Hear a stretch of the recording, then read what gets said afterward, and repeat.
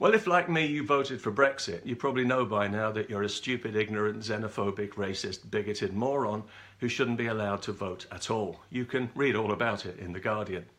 Yes, apparently we were misled into voting the wrong way because we're too thick to understand what we were doing and because we are driven primarily by fear, prejudice and hate. Isn't it nice to know who your friends are? They keep telling us too that if we voted for Brexit, or indeed for Trump in America, we're more likely to be uneducated, as if that's supposed to make us intellectually less capable and therefore somehow less worthy of a vote than the educated people, many of whom only go to university because they're unemployable. And when they come out with their useless arts or humanities degree that nobody takes seriously because every bloody fool has one, they're still unemployable, only now they're lumbered with a mountain of debt. Yeah, real geniuses. Imagine paying thousands for a degree, if you'll pardon the expression, in cultural studies or gender studies and being dumb enough to think you're educated. And then to think that that somehow entitles you to talk down to people who weren't stupid enough to squander their time and money. How moronic would you have to be? But even if you've got a proper degree in something real, like science, it doesn't mean that your political views are more valid than anyone else's or that you have superior political insight or knowledge, and if you think it does, well then you are dangerous. And since we're throwing around the insults so freely here, the truth is we almost lost our democracy during that referendum thanks to ignorant fools who didn't know what they were voting for. Idiots who voted for the status quo because they couldn't be bothered to examine the issues and who still have no idea what they nearly threw away. Or imbeciles who voted to give up the democratic franchise of all future generations for selfish personal convenience, who think that giving up the right to make our own laws now and forever is a price worth paying for easier travel. These are the morons the establishment was counting on, but there weren't quite enough of them, thank goodness. And talking of morons, most teachers voted to remain because they're all sucking on the EU tit. The European Union purposely floods academia with bribes in the form of grant money and stipends to give everyone in it a vested interest in promoting it so that it can get its propaganda into children nice and early before they're capable of evaluating and rejecting it. You know, the way they do with religion. Did you ever hear a bad word about the sacred European Union from a teacher? Of course not. Well, theoretically, yes, it's possible, but in practice, it's about as likely as getting a third world rapist deported from Europe. So we can't really blame young people who voted against their own interests to stay in when for years they've been force-fed the lie that democratic sovereignty is fascist and racist. As recipients of a progressive education, they simply haven't been taught to value the foundational principles of a free society. So many of them genuinely had no understanding of what was really at stake. One day they'll realise how irresponsibly they've been miseducated and how close they came to being conned out of their birthright. Of course, in the event, they didn't quite get conned, despite their own best efforts, because although most people within the progressive bubble voted to remain in the dying European Union, those of us who still have bullshit detectors that work voted to leave, and we had the numbers as per the rules, so we won. At least in theory, because 2 years on, nothing has changed, except now we're being told that we live in a divided society, riven by anger and bitterness, because we won. It's our fault for winning. If only we'd voted the correct way and surrendered, we wouldn't be divided, and then all those angry people who've been busy insulting and cursing us for the last 2 years wouldn't be calling us ignorant, stupid, xenophobic, racist, bigoted morons at all. But of course they would, because that's who they think we are, and we know that now.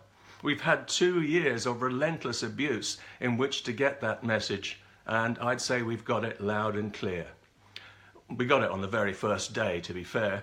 As soon as the Brexit result was announced, the progressive media filled up with public intellectuals telling us how ashamed they were to be British, and the rest of us said, yeah, we're ashamed you're British too.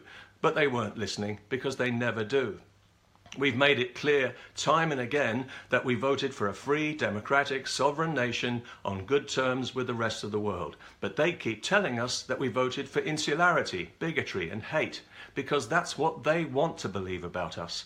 And that's why even now, every day in the progressive media, you'll find somebody complaining about xenophobic Brexit and the racist ignoramuses who voted for it. Maybe they think we're not listening, or that we're too busy trying to figure out how to tie our own shoelaces to pay attention. Or maybe they assume they can just talk over us as if we're dumb animals. But we are listening to every word, every insult, every slur, every smear, every deliberate misrepresentation, and every disgusting, slanderous lie. We've been listening carefully for the last 2 years, and we are getting educated. You'd better believe it. We understand now very clearly how despised we are by the political class and by the wider progressive intelligentsia, who have shown that they really do regard us as a lower order whose opinions shouldn't count. Before the referendum, they were quite happy to accept a result that they fully expected to go their way. They kept telling us this is a one-time vote, the final decision, in or out. This is it.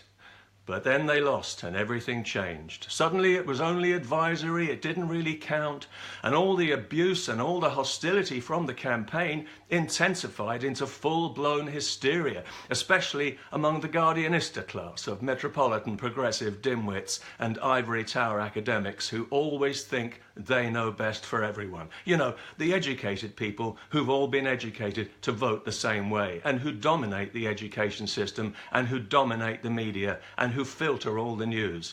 The privileged minority who behave like a majority and who feel entitled to steer the whole of society from inside their little progressive bubble as if by divine right. These are the people who have divided us. All the anger and all the bitterness is coming from them, and it's being stoked daily in the media by them. The people who won't accept the result and who are now pushing for a second referendum. Of course, we all know that there are plenty of people who voted to remain who now want Brexit to happen because they can see the bigger picture, and they know that for the government to renege on this would be like punching a hole in the bottom of a boat. No democratic vote in Britain would ever be respected again. If our vote doesn't count, then neither does yours, and we all know where that leads. But try telling that to the people who for the last 2 years have dismissed the result and have also impugned our motives and demeaned our intelligence for voting as we did, while running through a whole lexicon of insults. Small-minded, they called us, irresponsible, fearful, insular, blinkered, backward, parochial, jingoistic, xenophobic, bigoted, ignorant, racist, little Englanders, they called us, and they're still doing it now. Some public intellectuals and failed politicians are so angry at our temerity in voting for our interests and not for theirs that even now they're openly seething with rage. I'm surprised 1 or 2 haven't spontaneously combusted. But I can give them all, this entire class of supercilious toe rags, a far better reason than Brexit to be angry with themselves, that is. Because now that our self-appointed political superiors have demonstrated so clearly how much they despise us, they must know in their hearts that things between us will never be quite the same again. Surely they can sense the political sea change that they've helped to initiate with their hysteria now that they've got the attention of the people they mock and deride. Surely they can sense that in future, many of us who were fairly uncommitted politically, but who made a point of voting in that very important referendum, will now be much more actively focused on politics, and in particular on voting against them and against everything that they believe in at every opportunity as a matter of principle and as a matter of urgency in order to minimize their poisonous and destructive influence on our society, because we understand now who we're dealing with and what a lucky escape we had in voting for Brexit. And we understand how important it is for the free and healthy society that we want to live in, that people with their patronising, autocratic, elitist and deeply anti-democratic mindset are dangerous and should be kept away from any form of political power over others. That is what democracy is for, to protect us from people like them, from people who insist that they know best, from people who have shown beyond any doubt that they cannot be trusted to honour a vote and they cannot be trusted with our freedom. And with all the condescension and the totally uncalled for insults and smears, they've revealed to us their true inner ugliness, so they've lost not only our trust, but our respect. Consequently, they've lost that upper hand that they always took for granted, and they've done it all to themselves. But we're the morons. Yeah, right.